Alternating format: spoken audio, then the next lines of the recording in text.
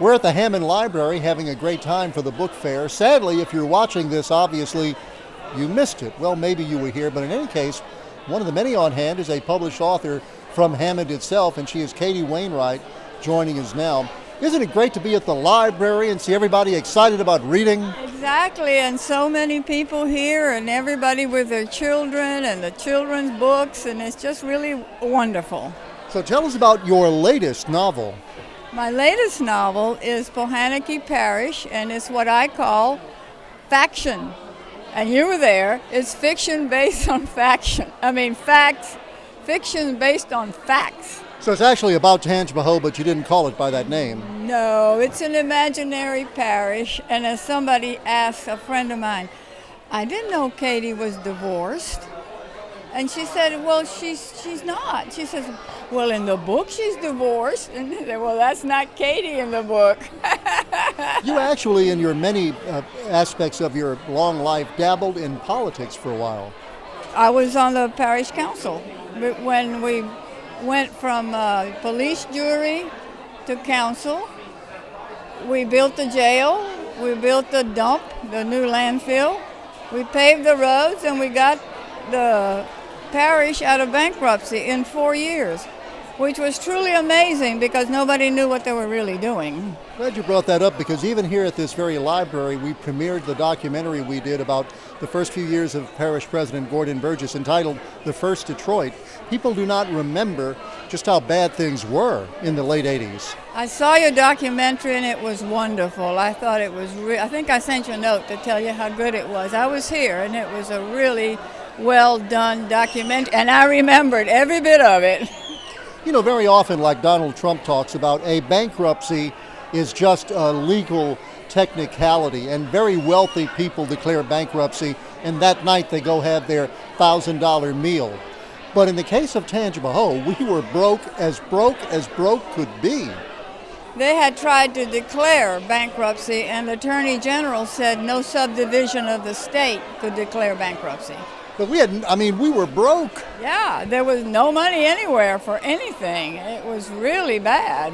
And that was when you decided to run for the parish council. You know, I was in the real estate business, and every road had a sign on it that said bad road. And so many of my customers asked me, what is bad road? I said, that means it's a bad road, and if you drive down that road, you can't sue them because they've warned you. Well, it's hard to even describe now when you use the term bad road. In the course of that documentary, we wanted to show roads that were that bad, but you cannot find any. They do not exist around here. No, they have all been paved or graveled, or there were some pits that could, as deep as China. You could lose your car in some of the pits. Hey, how are you? So in any case, your fictional book loosely about another parish, it really is based on this era. Yes, it is. It is based on my experience on the council at that time. No names mentioned. By the way, I'm glad you brought up the landfill, the jail, and the turnaround, the fact that you were part of the effort then, and it deserves to be commended, that literally reverse course. Yes, and everybody worked very hard, and we had a lot of citizen participation. Malcolm Wright and Dwayne Schaefer and a bunch of those civic-minded men worked on the council form of government to take away that police juror thing that was really bad. So some said that our documentary was too favorable to Parish President Gordon Burgess, that it was almost a glamour piece. Let me tell you, Gordon Burgess has done a fantastic job. He did not go in poor and come out rich, and he was conscientious, and he looked at the budget, and he checked everything, and I don't think we could have ever gotten a better parish president than Gordon Burgess. Plus, you can debate what he's done in recent years if you choose to. I don't think there's any debate that he saved the parish from a disaster. This was almost 30 years ago, but nevertheless, what an accomplishment. It really was, and it was a a time that it was like a world war. It was so disastrous that everybody pulled together. The National Guard was here collecting our garbage. Yes, they were, because those blue dumpsters were overflowing all over the place, and the garbage system was it was a mess, a real big mess. Police jurors had been indicted. Yes, they had, because everybody had their gravel pile and their culvert pile, and they would give it away for free, and come put it on my driveway, get me to vote for you, and it was bad. It was bad. The state of Louisiana installed a fiscal administrator. The parish could not spend more than $100 without approval. Without approval, you're absolutely correct. And he came in, I think, every Friday or twice a week he was there. In telling this story, I find that although we have documented it, thankfully the Daily Star and other publications are still on microfiche where they can be shown, but people didn't want to believe. They would say, well, surely you're exaggerating. We're not exaggerating, not at all. And that's the interesting, my book is called Pohaniki Parish. Have I given you a copy? I must give you a copy. Well, thank you. And where can a person get one? The bookstores and Amazon and Bayou Booksellers and those bookstores over there. All of the usual places. All the usual places. But Pohaniki Parish is based on a parish that went bankrupt. By the way, I've been dying to meet you and talk to you, not about this stuff, although I also wanted to speak about this late 80s era that was the subject of your book.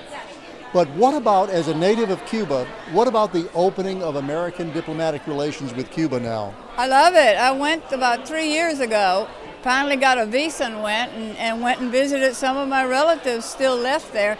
But I'm not a Catholic, but I love the Pope. He did it.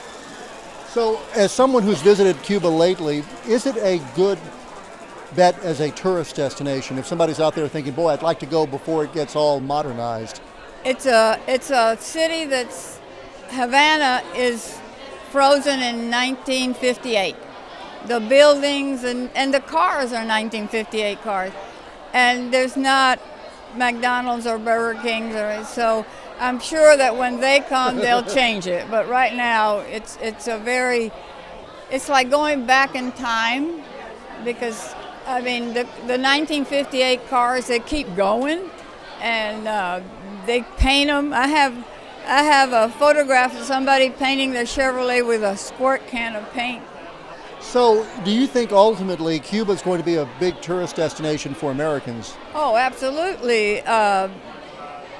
They have flights going out of Miami, and flights are starting out of New Orleans next month.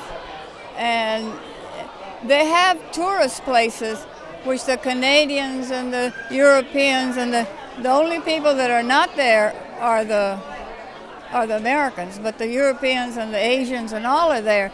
But the thing is that the tourist places are glitzy. They're well done. When you walk 3 blocks away to the regular people, they're very poor. What else do you want to share with us? Well, I want to share what a nice outing this is, and I'm so happy for the library and all they do, and I'm happy to be here. Every day I'm happy to be here. Well, you're an author and a former journalist. You've had a lot of connections to the print world. What do you think about this, Barry Bradford, our library director, who's made libraries a place where they don't shush you anymore? In other words, look at this festival going on in a library. You know, it's a great place to meet, and they have book clubs, and they have, you can rent, whatever you call it, you can rent your books on the internet or whatever. He has just modernized it. He's brought it up to speed, I love it. I think he's done a great job. Well, thanks again for joining us. One last plug for your book. What's the title again? Pohaniki Parish. And you can get it on Amazon or any other place that you'd normally look for a book. Katie Wainwright, everybody, here at the Hammond Library.